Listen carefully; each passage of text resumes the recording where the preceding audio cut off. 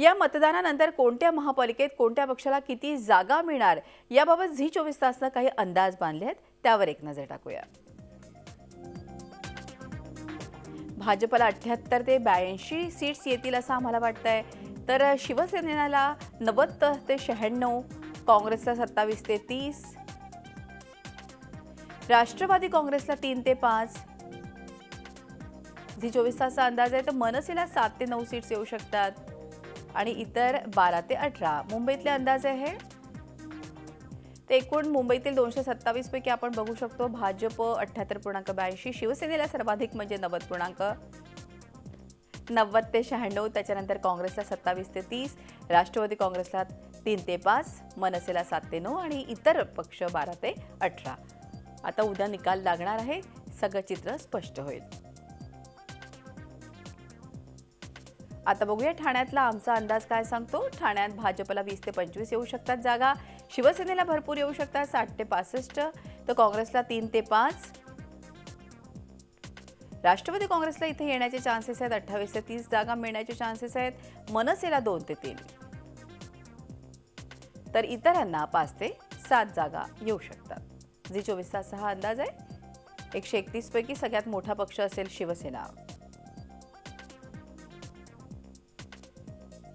आता उल्हासनगरचं बघूया। 78 जागा होत्या, भाजपला 35 ते 40 मिळू शकतात, शिवसेनेला मात्र आम्हाला वाटतं की जरा कमी मिळतील, 25 ते 30 मिळतील, काँग्रेसला 2 तरी मिळायला हव्या, राष्ट्रवादी काँग्रेसला देखील 2 कदाचित मिळू शकतात, साई पार्टी म्हणून आहे उल्हासनगरमध्ये त्याला 8 ते 9 मिळू शकतात, आरपीआयला 4 ते 5 मिळू शकतात, असा आमचा अंदाज आहे। झी 24 तासचा आमचा जो अभ्यास आम्ही केलाय त्यानुसार। तर पुण्याचं बघूया, भाजपला 55 ते 60 जागा येऊ शकतात, तर शिवसेना मात्र जरा कमीच आहे, पुण्यामध्ये 12 ते 17, काँग्रेस 16 ते 21,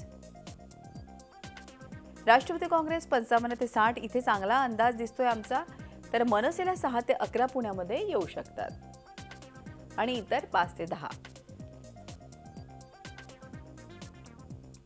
तर पुण्यात भाजप मोठा पक्ष असेल।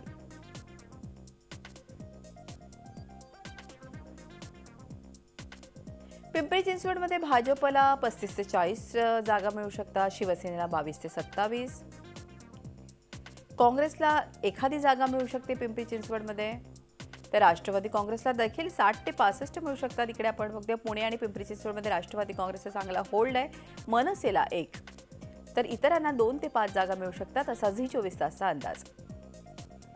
पिंपरी चिंचवडला सगळ्यात मोठा पक्ष भाजप ठरेल। नागपूरचं बघूया आता। 151 जागा, भाजपला 84, शिवसेनेला 4 ते 6, त्यानंतर काँग्रेसला 34 ते 36,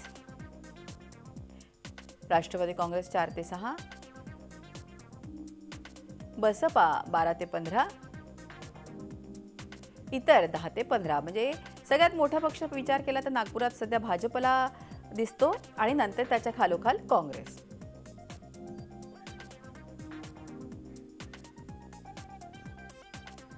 नाशिकचे चित्र बघूया। 122 सीट्स आहेत, तिथे 35 ते 40 भाजपला मिळू शकतात, शिवसेनेला 45 ते 50 मिळू शकतात, काँग्रेसला 2 ते 7, राष्ट्रवादी काँग्रेसला 5 ते 10,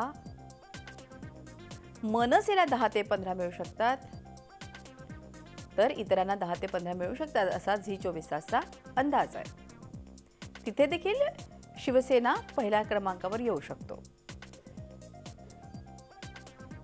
सोलापुरात 102 जागांपैकी भाजपला 35 ते 42, शिवसेना 16 ते 20, काँग्रेस 31 ते 35, राष्ट्रवादी काँग्रेस 6 ते 10, मनसे कदाचित 2 सीट्स येऊ शकतात, असा झी 24 तासचा अंदाज आहे आणि इतर 5 ते 8 जागा यशस्वी होऊ शकतात। तर मोठा पक्ष कुठला असेल? कदाचित भाजप मोठा असू शकतो आणि त्याच्या खालोखाल काँग्रेस। सोलापुरात अमरावतीमध्ये 87 जागांपैकी भाजपला 18 ते 22 मिळू शकतात, शिवसेनेला 12 ते 14, काँग्रेसला मात्र जास्त मिळू शकतात, 22 ते 28, राष्ट्रवादी काँग्रेसला एक तरी मिळेल का अशी शंका आहे, मनसेला देखील मला वाटत नाही की झी 24 तासच्या अंदाजाप्रमाणे काही मिळू शकेल, इतर 18 ते 23. तर एकूण मोठा पक्ष कुठला असेल? काँग्रेस अमरावतीमध्ये.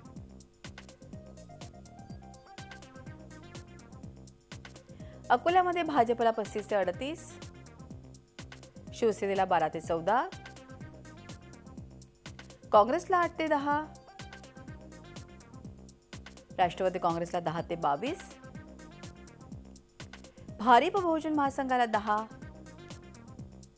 इतरांना कदाचित 6 जागा मिळू शकतात असा आमचा झी24 तासचा अंदाज आहे. सगळ्यात मोठा पक्ष असेल अकोल्यात भाजप. झी24 तास रहा एक पाऊल पुढे.